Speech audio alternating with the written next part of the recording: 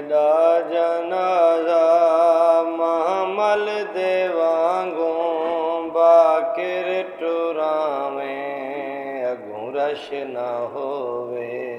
ਮੈਦਾ ਜਨਾਜ਼ਾ ਮਹਮਲ ਦੇ ਵਾਂਗੂ ਬਾਕਿਰ ਟੁਰਾਵੇਂ ਅਗੋਂ ਰਸ਼ ਨਾ ਹੋਵੇ।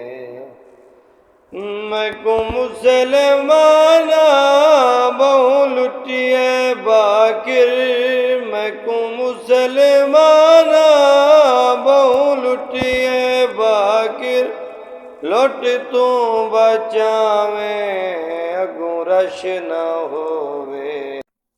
दीगर दे वेले मैं कुने जियां ते